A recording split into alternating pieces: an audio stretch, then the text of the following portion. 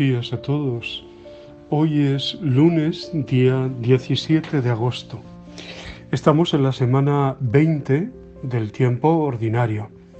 Hoy la Iglesia hace memoria, entre otros, de Santa Beatriz de Silva, virgen y fundadora de las concepcionistas.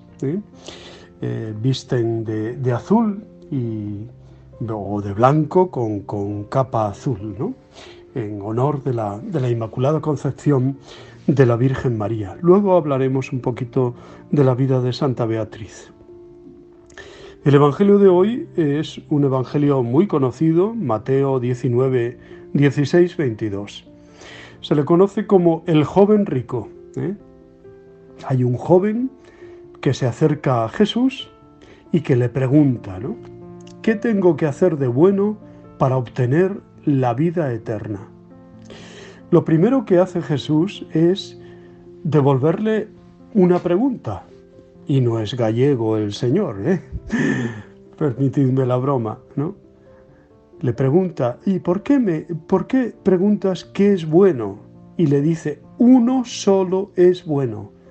Con ello el Señor viene a decirle, no se trata de bondad, se trata de encontrarse con ese uno.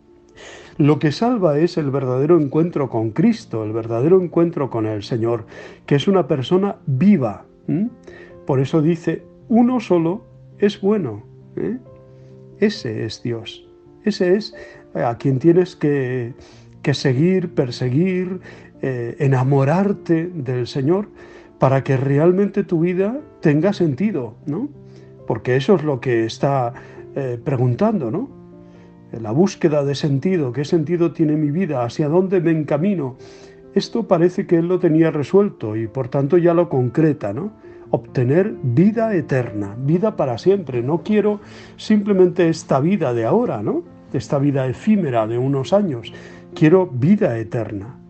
Y Jesús, ya digo, le pregunta, ¿por qué preguntas qué es bueno? Uno solo es bueno.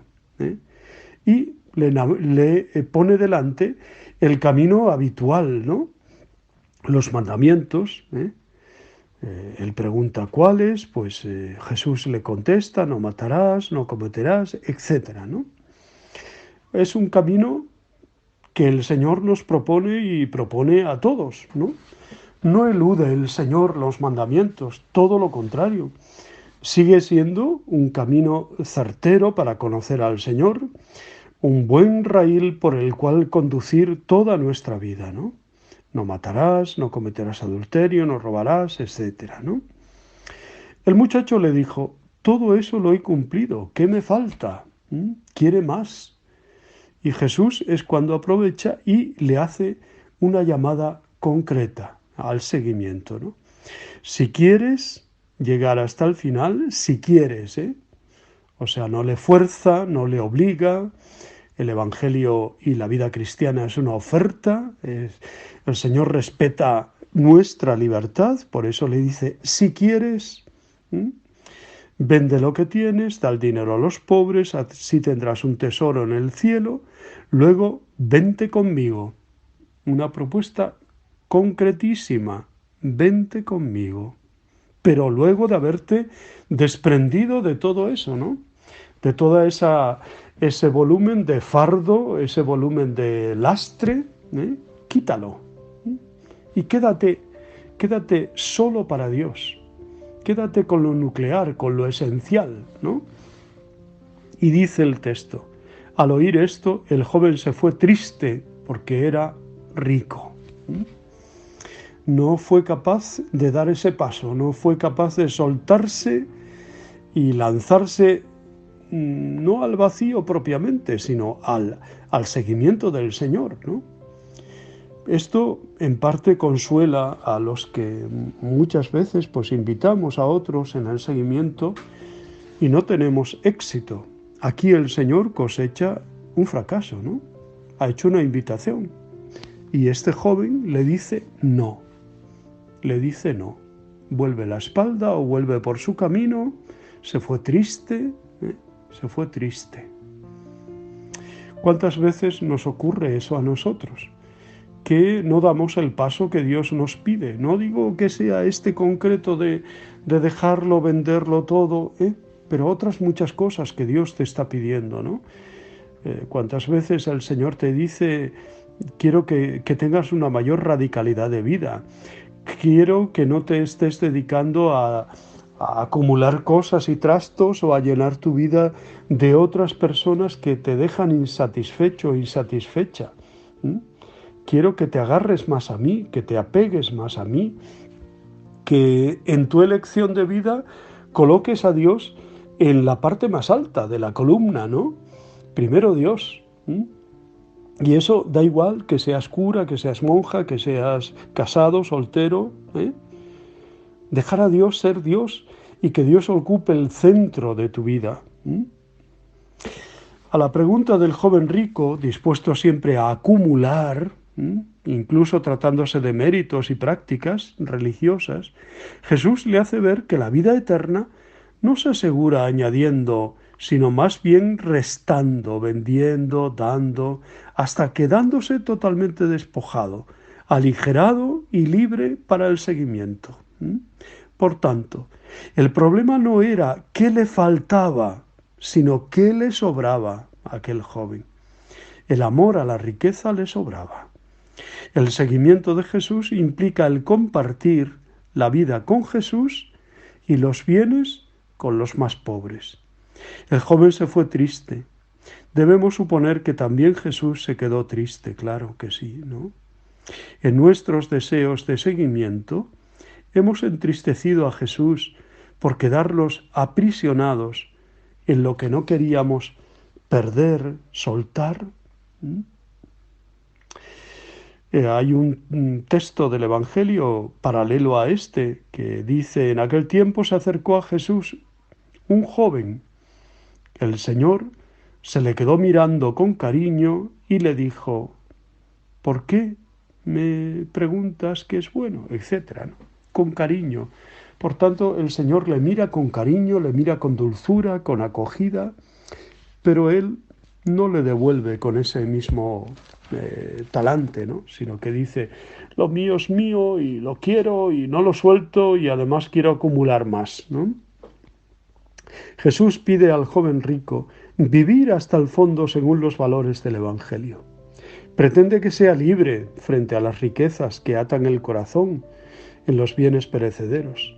Ser libres para Dios consiste en seguir a Jesús y solo a Él, sin medias tintas, porque la vida eterna no se consigue haciendo algo bueno, sino amando al único que es bueno, en persona. No se trata de hacer algo bueno, ¿no? Sino amando al único que es bueno, que es Dios, nuestro Señor, por quien merece la pena dejarlo todo, vender el campo para comprar el tesoro que es Cristo, que es el seguimiento del Señor. Decía que hoy celebramos la memoria de Santa Beatriz de Silva, nacida en Campomayor, Portugal, en torno al 1437, y muere en Toledo, en España, 1492. Su nombre secular completo en español es Beatriz de Silva y Meneses. La mayoría de los estudios historiográficos modernos dicen de su nacimiento, ya digo, en Campomayor, donde vivía toda la familia. La Congregación para el Culto Divino y la Disciplina de los Sacramentos hizo lugar a esta posición que ubica el lugar de su nacimiento en la villa portuguesa de Campomayor. Su madre era Isabel de Meneses, hija de Pedro de Meneses, conde de Viana del Alentejo y de Villarreal, conquistador y gobernador de Ceuta. El matrimonio tuvo unos 12 hijos, entre ellos Beatriz y el beato también Amadeo de Silva. Tanto los Silva como los Meneses eran familias que pertenecían a la nobleza, emparentadas con las familias reales de Portugal y de Castilla en España. La infancia y juventud de Beatriz se desarrolló en Campomayor, donde se conoce el lugar de las casas de sus padres, entonces junto a la Puerta del Sol. Sus padres pusieron como educadores de ella y sus hermanos a frailes franciscanos y tenía la devoción a la Inmaculada Concepción de la Virgen, creencia esta muy extendida y arraigada en aquella época. Fue hermana del beato Amadeo de Portugal. Este hermano de Beatriz fue un reformador de la orden franciscana en su rama amadeíta, ya extinguida, y fue muy importante para la historia de la Inmaculada Concepción. Amadeo fue confesor del Papa franciscano Sixto IV, que fue el primer papa en escribir a favor de la Inmaculada Concepción. Beatriz llega a Castilla en 1447, acompañando como doncella a Isabel de Portugal, prima hermana del rey Alfonso V de Portugal, que venía desde Portugal para contraer matrimonio con el rey de Castilla, Juan II. La corte era un nido de intrigas políticas entre los defensores del rey Juan II y los que deseaban la abdicación en favor de su hijo, Enrique. En este ambiente no era difícil que crecieran también desmesuradamente las envidias y celos, y que el palacio se convirtiera en un mentidero de chismes y habladurías que alcanzaron a la misma Beatriz, a la que algunos, con medias palabras, relacionaban con el rey, dada su belleza. Enterada la reina doña Isabel de estos comentarios, fue cambiando su simpatía hacia Beatriz, hasta que un día la encerró en un cofre por espacio de 3 días. Durante este tiempo, atrapada en el cofre, sin apenas espacio para respirar, sin luz, agua ni comida, la bienaventurada Virgen María se apareció ante Beatriz y con palabras de consuelo le indicó que sería liberada. Luego decidió consagrarse como fiel esclava de María, ofreciendo su virginidad. Una vez que meditó sobre su encuentro con la Virgen y decidió consagrar a ella su vida, Beatriz abandona el palacio para dirigirse hacia Toledo, ciudad. Allí llama a las puertas del monasterio de Santo Domingo el Antiguo, de monjas cistercienses, donde viviera como pisadera. Quedó en el convento acompañada por 2 sirvientas, según la costumbre de los nobles de la época. Aunque no estaba obligada a la vida de comunidad, la seguía en todo y alternaba la vida contemplativa y la activa, orando mucho y pasando noches enteras en vela junto al sagrario. Vestía con hábito seglar y decidió ocultar su cara siempre tras un velo blanco. Durante los más de 30 años que vivió en Santo Domingo, conoce a Isabel, la hija de Juan II de Castilla, e Isabel de Portugal, que con el tiempo se convertiría en Isabel la Católica. Esta mostraba un gran cariño por Beatriz, no solo por el parentesco con ella, sino por su santidad, y la visitaba siempre que acudía a Toledo. La reina decide apoyar la iniciativa que Dios había puesto en el corazón de Beatriz y juntas resuelven que ya es hora de salir del monasterio para fundar una nueva orden religiosa. Para ello la reina dona los palacios de Galiana en la ciudad de Toledo, y a ellos llega Beatriz junto a 12 doncellas, casi todas portuguesas, y de su linaje, en 1484. Era importante para Beatriz que esta nueva fundación contase con reglas, rezo y hábitos propios. Así, y apoyada de nuevo por la reina Isabel, se envían a Roma para su aprobación unas constituciones o reglamentos dictados por ella misma. El Papa Inocencio VIII contesta afirmativamente, autorizando la nueva orden bajo la regla del Cister, aunque concede que se establezcan estatutos y ordenaciones propios, mientras no sean contrarias a la regla. Bueno, podemos seguir hablando de la historia de la orden, ¿no? Lo cierto es que pues avanzó muchísimo, se extendió por muchos lugares del mundo, inclusive por América. Y pues Beatriz muere en Toledo, como ya hemos dicho. El culto a Santa Beatriz es inmemorial. Fue confirmado por Pío XI el 28 de julio de 1926 con el título de Beata.